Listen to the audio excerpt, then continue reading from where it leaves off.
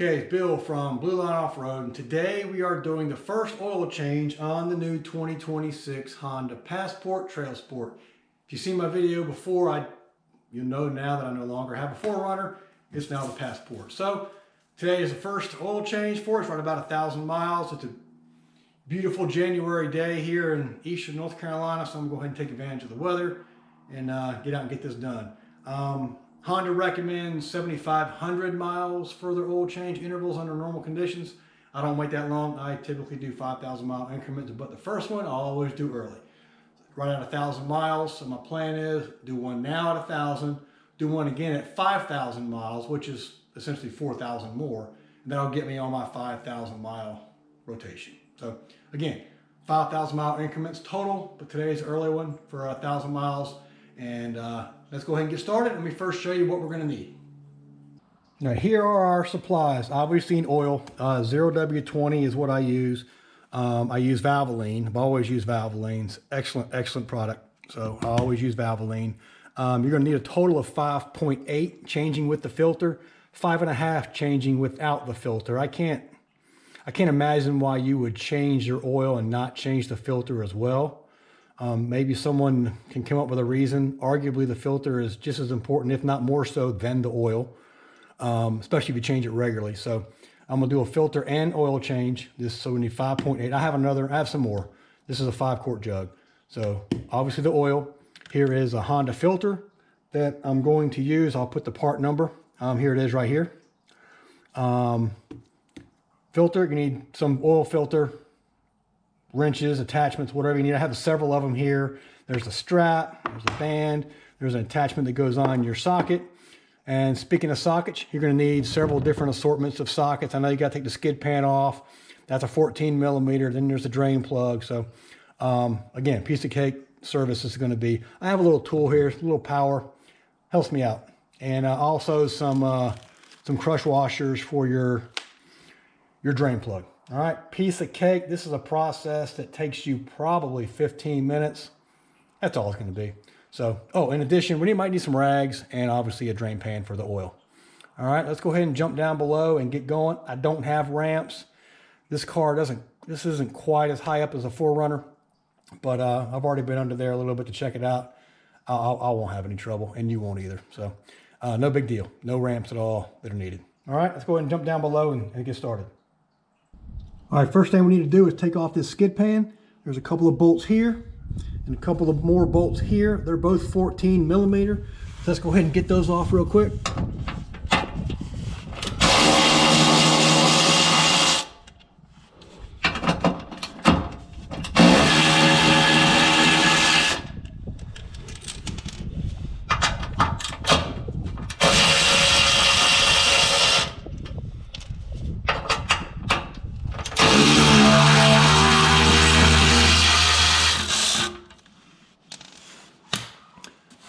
I repositioned the camera a little bit. There's a couple more 14 millimeter bolts here and one over there. Let's go ahead and get these off.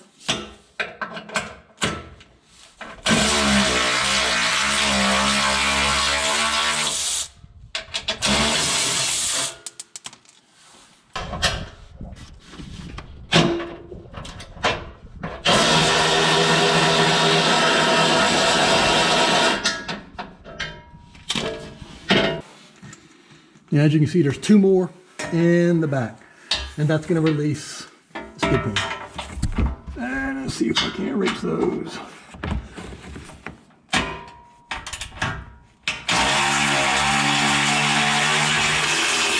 There we go. All right. There's only one there in the back. So total of 7 bolts holding up this skid pan. All right, here is the oil pan, and it actually has engine oil stamped on here. Believe it or not, even at dealerships, you'll find some technicians that'll actually drain the wrong fluid. They'll drain transmission fluid, transfer case fluid, whatever. It's actually stamped on here, oil, engine oil. So we'll go ahead and pop off this drain bolt, and the filter is directly up here as well. Kind of hard to see. I'll see if I can't get a picture of it and put it in here. But let's go ahead and get the drain pan set in place, pop this drain plug, and let the oil drain. And for those of you who are wondering, the drain plug is a 17 millimeter. Go ahead and break that loose. Slide the pan in there and drain it out.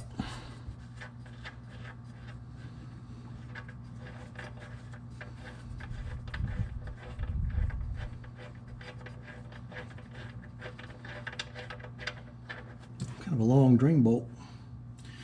There we go. Actually, you know, for 1,000 miles, that oil is surprisingly dark. So let's go ahead and let that drain for a little bit, and then we'll get the filter. Okay, here's some images from the top. That's where the oil filter is. You can see the blue filter down there. It's going to be easier, it looks like to me, to access that filter from up here through the engine bay as opposed from down below. So I've repositioned the collection pan underneath. It's still getting from the oil pan from the motor, and I can still now I can drain the filter and have the collection pan gather both. So let's go ahead and see if we can't get this get the filter loose.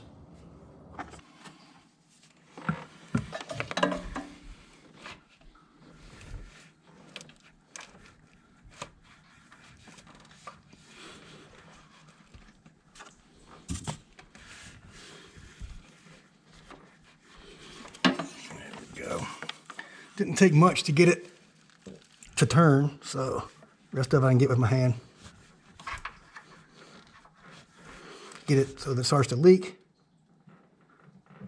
Now I can hear the oil.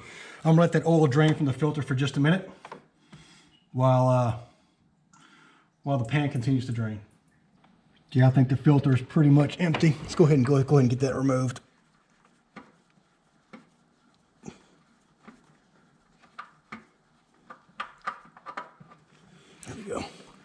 Bring it up upside down so you don't drain oil out of it. And there you go. Now while we're up here, let's go ahead and get the new filter on. Now I've got the new filter unwrapped. You're going to want to pre-lube the filter or the gasket on the filter to make sure it gets a good seal, and also so it doesn't bind up when you screw it into place.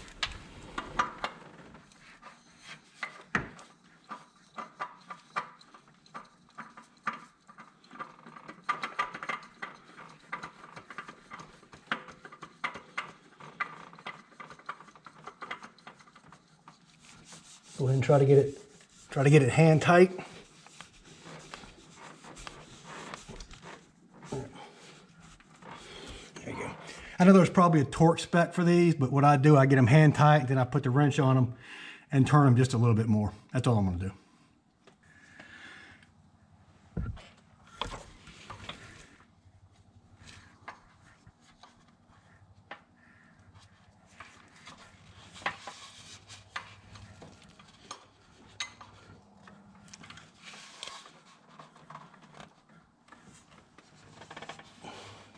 There we go. Hand tight plus a snug. All right, let's now get down below and we can replace the drain plug for the pan and refill.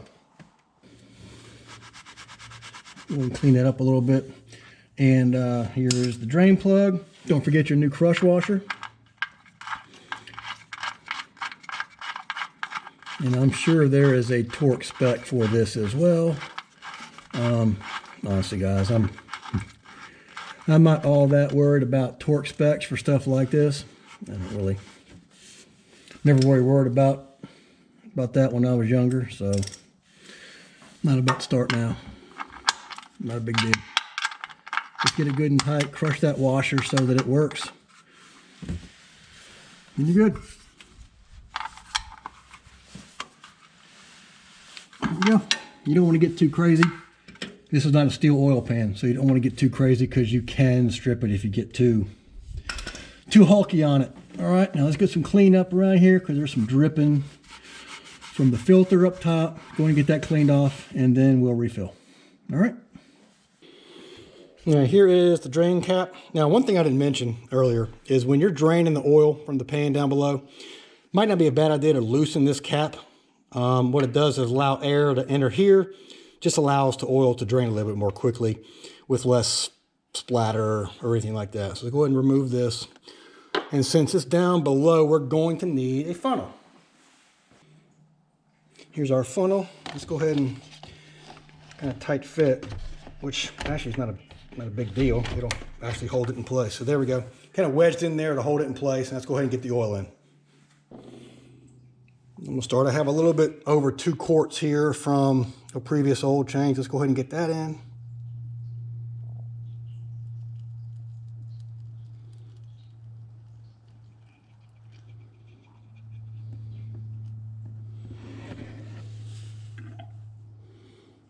That's, like I said, it's a little bit over 2. So let's go ahead and get 4 more ready. Now here's a 5-gallon jug.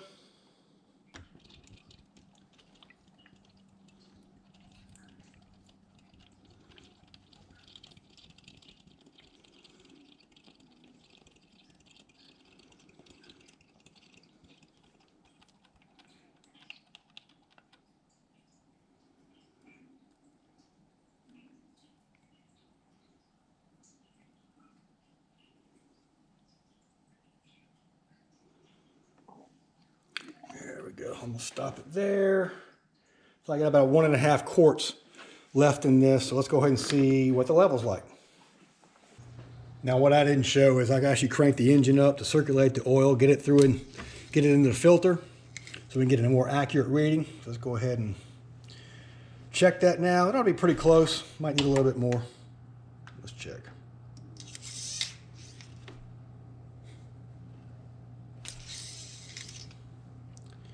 Yeah, looks like it's right at a 1/2 quart, which is exactly what I thought. So I will go ahead and put another 1/2 quart in. Okay, funnel's back in place. Add about a 1/2 quart, and that should just about do it.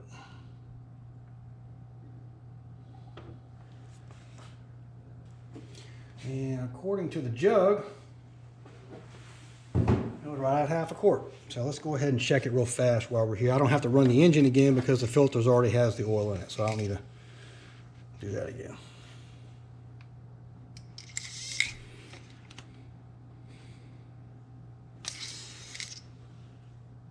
It's perfect, spot on. Actually, let me see if I can't show you. Go ahead and wipe this off again. See how it's spot on here. Maybe it'll show up on the camera, maybe it won't, but let me just see. And if you can see that. Anyway, it's spot on where it needs to be. All right, done. Now all I need to do is replace that skid pan, which I'm not going to trouble you with, and reset the maintenance reminder. I'll show you how to do that in just a second. Here we are inside the vehicle. Let's go ahead and reset the engine mileage clock for the oil. And before you even touch the brake, hit the engine start and stop button twice. It'll bring up the engine. It'll bring up the console and all the settings, and you won't have to actually crank up the engine. So while this gets booted up, I'll show you how to do this. Hit the home button. Shows you right here. Scroll over to vehicle settings. Touch that. Go down to where it says maintenance info. Touch that. Now it says select reset items. Go ahead and hit that button. It'll pull up a bunch of different things. You can see brake fluid, everything's in here. So let's go ahead and just collect or hit engine oil A. Then it says, you see it says reset engine oil. Hit that. Please wait. There you go. Settings have been reset. Now if you go over here and look at the, you can see this, you can roll up and it'll show you engine oil, if I can find it, maintenance, engine oil now set at 100%. All right, that's all there is to it. We are done. All right, buddy, that's it. That's it. Piece of cake. I was a little bit surprised at just how much of it wasn't difficult to access the oil filter, but it was more difficult than I've had in my 4Runners. I had 2 4Runners, and also in my Jeep that I had before that, a JK. You can still get to it. It's just not quite as easily accessible as those other vehicles. And actually, I was surprised also at how robust the skid pan was in this. Again, 2 4Runners, Jeep JK, and I've had a Ford F-150 FX4, all of which had skid pans, obviously. The 2025 4Runner had a plastic one. But this was by far the more robust skid pans of all of them. So if Honda wants to actually make a skid pan or an option out there for aftermarket to access the oil pan without having to remove the skid pan, that would be a great option, because this is it's kind of a heavy and cumbersome piece. It's a very substantial skid pan. Anyway, very easy project. Beautiful day, like I said, here in Eastern North Carolina, so enjoy the weather. If you liked the video, hit like and subscribe also. We'll be coming up with some more videos here for the Passport. I really like this vehicle, really do. So if you like it, again, hit the like button and stick around and for some more videos. So this is Bill from Line Offroad. Thanks for watching, and we'll see you on the trail.